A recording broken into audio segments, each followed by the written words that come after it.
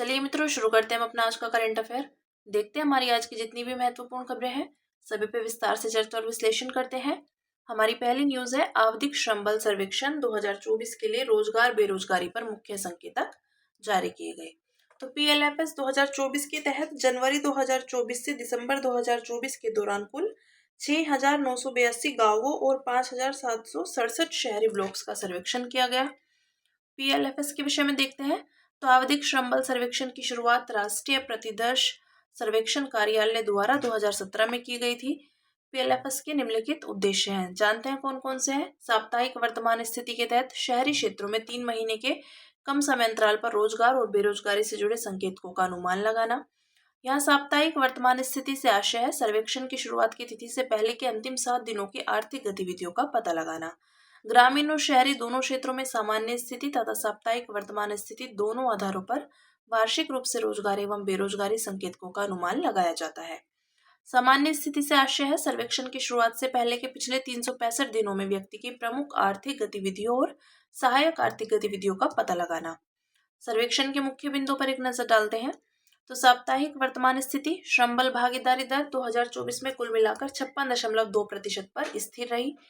कामगार जनसंख्या अनुपात, तो यह अनुपात 2023 में 53.4% तथा 2024 में 53.5% रहा। इस तरह लगभग अपरिवर्तित रहा। बेरोजगारी दर, तो मामूली गिरावट दर्ज की गई। यह 2023 के 5.0% से कम होकर 2024 में 4.9% रह गई।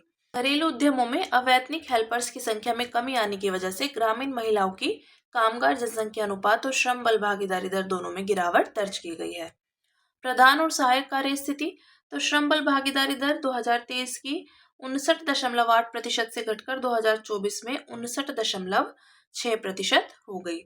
कामगार जनसंख्या अनुपात 2023 के 58.0% से घटकर 2024 में 57.7% हो गया। बेरोजगारी दर 2023 में 3.1% थी, जो 2024 में बढ़कर 3.2% हो गई है। रोजगार और बेरोजगारी के प्रमुख संकेतक, तो श्रम बल भागीदारी दर यह कुल आबादी में श्रम बल में शामिल व्यक्तियों का प्रतिशत है। इसमें कार्यरत या काम की तलाश में लगे लोग या काम करने के लिए उपलब्ध लोग शामिल है। वर्कर जनसंख्या अनुपात, तो WPR को कुल आबादी में नियोजित व्यक्तियों के प्रतिशत के रूप में परिभाषित किया जाता है। बेरोजगारी दर, तो इसे श्रम बल में शामिल कुल लोगों में बेरोजगार व्यक्तियों के प्रतिशत के रूप में परिभाषित किया जाता है। ठीक है, अब बात करेंगे अगली न्यूज की, जो है केंद्रीय मंत्रिमंडल ने कमांड क्षेत्र विकास एवं जल प्रबंधन का आधुनिकीकरण योजना को मंजूरी दी। तो MCADWM को प्रधानमंत्री कृषि सिंचाई योजना की एक उप योजना के रूप में मंजूरी दी गई है। यह योजना 2025-26 की अवधि में संचालित की जाएगी।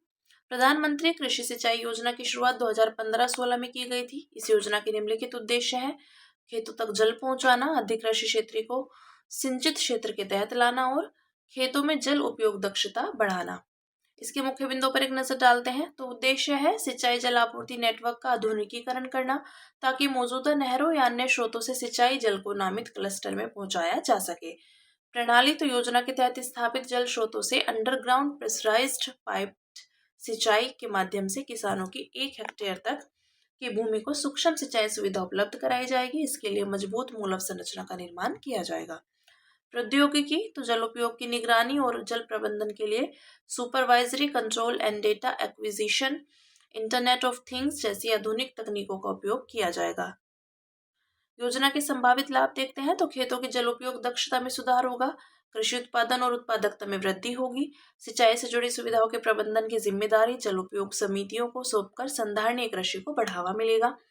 अगले 5 वर्षों तक जल उपयोग समितियों को सहयोग एवं मार्गदर्शन दिया जाएगा, ताकि वे किसान उत्पादक संगठनों जैसे आर्थिक संगठनों से जुड़ सके। आधुनिक सिंचाई पद्धतियों को अपनाने से युवाओं को कृषि गतिविधियों में आकर्षित किया जा सकेगा। कमांड क्षेत्र विकास एवं जल प्रबंधन कार्यक्रम के विषय में देखते हैं तो इसे 1974 से 75 में शुरू किया गया था। वर्ष 2004 में बदलाव लाकर इसे वर्तमान नाम दिया गया। उद्देश्य है विकसित सिंचाई सुविधाओं की क्षमता का अधिकतम उपयोग सुनिश्चित करना और सतत रूप से कृषि उत्पादकता एवं उत्पादन में वृद्धि करना। इसे 2015-16 से प्रधानमंत्री कृषि सिंचाई योजना के हर खेत को पानी घटक के अंतर्गत कार्यान्वित किया जा रहा है। इस योजना के निम्नलिखित 2 घटक है, पहला है सिंचाई संरचना विकास और दूसरा गैर संरचनात्मक उपाय। ठीक है, अब देखते हैं अगली न्यूज, जो है केंद्र ने फ्रांस से 26 राफेल मरीन लड़ाकू विमानों के सौदे को मंजूरी दी। तो इन लड़ाकू विमानों का इस्तेमाल भारतीय नौसेना द्वारा किया जाएगा। इन्हें देश के पहले स्वदेशी विमानवाहक पोत INS विक्रांत पर तैनात किया जाएगा। पहले से खरीदे गए 36 राफेल जेट विमानों का उपयोग भारतीय वायुसेना द्वारा किया जा रहा है। राफेल विमान के विषय में देखते हैं। निर्माता है डसॉल्ट एविएशन, एक फ्रांसीसी एरोस्पेस कंपनी है। ओमनीरोल क्षमताएं, तो इसका अर्थ है कि एक ही विमान सभी प्रकार के युद्धक मिशनों जैसे वायु रक्षा, हमला, टोही, परमाणु प्रतिरोध आदि को अंजाम देने में सक्षम है। पीढ़ी तो 4.5 पीढ़ी, अधिकतम गति 1.8 मैक। संयुक्त राज्य अमेरिका चीन के 6ठी पीढ़ी के लड़ाकू विमान। तो संयुक्त राज्य अमेरिका की बात करें तो अमेरिकी राष्ट्रपति ने F-47 नामक अगली पीढ़ी के लड़ाकू विमान की योजना को आगे बढ़ाने की घोषणा की। चीन दिसंबर 2024 में चीन ने 6ठी पीढ़ी के 2 प्रोटोटाइप लड़ाकू विमानों J-36 और J-50 की उड़ान का सफल परीक्षण किया था। 6ठी पीढ़ी के लड़ाकू विमान आर्टिफिशियल इंटेलिजेंस, एकीकरण, हाइपरसोनिक क्षमताओं, मानव रहित क्षमताओं से लैस है। देखते हैं अलग अलग नवीनतम पीढ़ी के विमान, उनकी विशेषताएं और उदाहरण। तो चौथी पीढ़ी के लड़ाकू विमान 1970 से 1980 के दशक में हवा से हवा और हवा से जमीन दोनों तरह की मारक क्षमता से युक्त थे, जैसे MiG-29, F-16, मिराज 2000 आदि। 4.5 पीढ़ी के लड़ाकू विमान। चौथी पीढ़ी के लड़ाकू विमानों की सीमा बढ़ाने के लिए इनमें स्टील्थ रडार, अवशोषक सामग्री, थ्रस्ट वेक्टर नियंत्रित इंजन आदि शामिल किए गए हैं। उदाहरण यूरोफाइटर, टाइफून, राफेल आदि।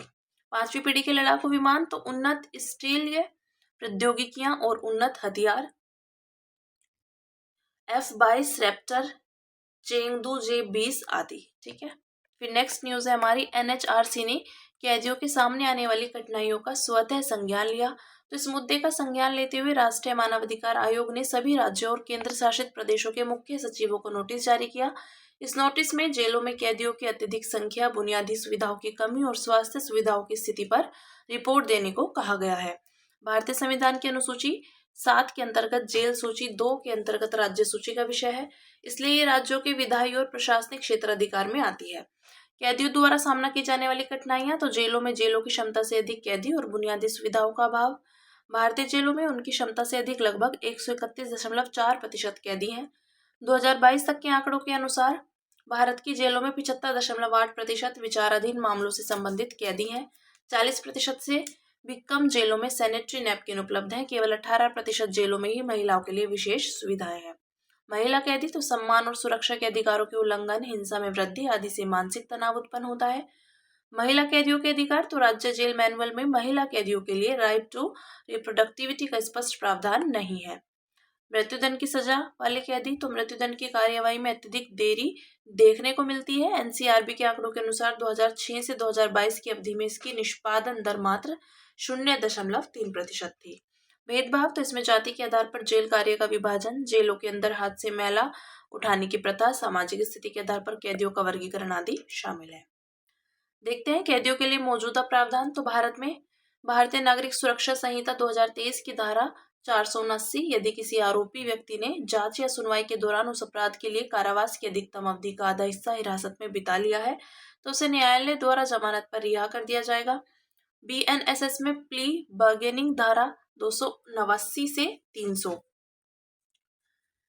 तो यह आरोपी और अभियोजन पक्ष के बीच सुनवाई से पहले बातचीत को संभव बनाती है। वैश्विक स्तर पर बात करें तो बैंकॉक नियम, इसे संयुक्त राष्ट्र महासभा द्वारा 2010 में अपनाया गया था। इसमें महिला कैदियों के उपचार और महिला अपराधियों के लिए गैर हिरासत उपायों से संबंधित नियम प्रदान किए गए हैं। नेल्सन मंडेला नियम, तो इसे संयुक्त राष्ट्र महासभा द्वारा 2015 में अपनाया गया था। इसमें कैदियों के उपचार के लिए न्यूनतम मानक नियम प्रदान किए गए हैं। ठीक है, अब बात करेंगे अगली न्यूज की, जो है जापान ने मात्र 6 घंटे में 3D प्रिंटेड ट्रेन स्टेशन बनाया। तो जापान में एक प्रमुख railway operator west Japan railway company ने एरिटा शहर में एक 3D प्रिंटेड ट्रेन स्टेशन का अनावरण किया है। इसके बारे में यह दावा किया जा रहा है कि यह दुनिया की अपनी तरह का पहला स्टेशन है। 3D प्रिंटिंग के विषय में देखते हैं। तो 3D प्रिंटिंग या एडिटिव मैन्युफैक्चरिंग एक ऐसी प्रक्रिया है जिसमें डिजिटल फाइल से 3 आयामी ऑब्जेक्ट्स बनाए जाते हैं। प्रक्रिया, तो एडिटिव प्रक्रियाओं का उपयोग करके 3D प्रिंटेड ऑब्जेक्ट्स बनाए जाते हैं। एडिटिव प्रक्रिया में इच्छित ऑब्जेक्ट के बनने तक लगातार सामग्री की परतें बिछाकर ऑब्जेक्ट तैयार किया जाता है। भिन्नता तो 3D प्रिंटिंग सब्ट्रैक्टिव मैन्युफैक्चरिंग के विपरीत है। सब्ट्रैक्टिव मैन्युफैक्चरिंग में मिलिंग मशीन से सामग्री के ब्लॉक को काटना, खोखला करना शामिल है। 3D प्रिंटिंग के लाभ तो तुरंत डिजाइन को साकार करना, जैसे ही डिजाइन तैयार होता है उसे 3D प्रिंटिंग से तुरंत वास्तविक रूप दिया जा सकता है। कार्यबल पर कम निर्भरता तो यह खास तौर पर जापान जैसे देशों के लिए उपयोगी है, जहां कामगारों की संख्या घट रही है। मांग पर अनुकूलन तो इसकी मदद से मैन्युफैक्चरिंग प्रक्रिया बदले बिना ही तेजी से बदलाव किए जा सकते हैं। लागत प्रभावी तो सामग्री लागत में कमी होती है, श्रम और परिचालन दक्षता बढ़ती है, इन्वेंट्री एवं वेयर हाउसिंग लागत में बचत होती है आदि। अधिक डिजाइन स्वतंत्रता तो जटिल ज्यामितीय और जालीनुमा डिजाइन तैयार किए जा सकते हैं। अन्य पर्यावरण के अनुकूल और संधारणीय ऑन डिमांड एवं ऑन लोकेशन उत्पादन संभव, बेहतर गुणवत्ता वाले उत्पाद बनाने में सक्षम आदि। 3D प्रिंटिंग के उपयोग तो विनिर्माण, उपभोक्ता उत्पाद, औद्योगिक उत्पाद, उन्नत स्वास्थ्य सेवा, कस्टम प्रोस्थेटिक्स, बायोप्रिंटिंग के जरिए कृत्रिम अंगों का निर्माण जैसे ऑर्गन ऑन चिप आदि, निर्माण भवनों के आर्किटेक्चरल मॉडल्स, तेजी से निर्माण, अधिक सटीक काम आदि। ऐतिहासिक अध्ययन तो जीवाश्मों के पुनर्निर्माण व प्राचीन कलाकृतियों की प्रतिकृति बनाने में सहायता। फोरेंसिक तो फोरेंसिक पैथोलॉजी में सबूतों का पुनर्निर्माण। ठीक है, फिर नेक्स्ट न्यूज है, आरबीआई की मौद्रिक नीति समिति की बैठक आयोजित हुई। तो मौद्रिक नीति समिति में 6 सदस्य होते हैं। इनमें से 3 सदस्य आरबीआई से तथा 3 सदस्य केंद्र सरकार द्वारा नियुक्त किए जाते हैं। मौद्रिक नीति समिति की बैठक में लिए गए प्रमुख निर्णय देखते हैं। तो एमपीसी ने नीतिगत रेपो दर को 25 आधार अंकों तक कम करने का निर्णय लिया। इससे रेपो दर तत्काल प्रभाव से 6% तक हो गई है। रेपो दर वह दर है जिस पर आरबीआई वाणिज्यिक बैंकों को ऋण देता है। साथ ही इस दर में कटौती का उद्देश्य ऋण और निवेश को बढ़ावा देना भी है। इस निर्णय के साथ आरबीआई ने अपने रुख को न्यूट्रल से बदलकर अकोमोडेटिव कर दिया है। अकोमोडेटिव रुख का अर्थ है कि आरबीआई अर्थव्यवस्था में मुद्रा आपूर्ति बढ़ाने के लिए नीतिगत दरों में कटौती कर सकता है। यह निर्णय ऐसे समय में लिया गया है जब वर्तमान में ट्रेड टैरिफ संबंधी तनाव के कारण वैश्विक आर्थिक अनिश्चितता बढ़ गई है। इससे दुनिया भर के वित्तीय बाजार प्रभावित हुए हैं। को लैंडिंग अरेंजमेंट्स फ्रेमवर्क तो आरबीआई ने सभी विनियमित संस्थाओं के बीच सभी प्रकार के ऋणों, प्राथमिकता प्राप्त क्षेत्र को ऋण या अन्य के लिए को लैंडिंग अरेंजमेंट्स का मसौदा फ्रेमवर्क प्रस्तुत किया। वर्तमान में केवल प्राथमिकता प्राप्त क्षेत्र को ऋणों के लिए बैंक और गैर बैंकिंग वित्तीय कंपनियों के बीच है। यूपीआई सीमा तो भारतीय राष्ट्रीय भुगतान निगम को बैंकों और संबंधित हितधारकों के परामर्श से unified payment interface person to merchant लेन देन के लिए लेन देन संबंधी सीमा निर्धारित करने का अधिकार दिया जाएगा। नवाचार को बढ़ावा देना तो आरबीआई अपने रेगुलेटरी सैंडबॉक्स फ्रेमवर्क को थीम न्यूट्रल और ऑन टैप बनाएगा। ठीक है, अब बात करेंगे अन्य सुर्खियों की, जिसमें पहली न्यूज है भारत का रजिस्ट्रार जनरल।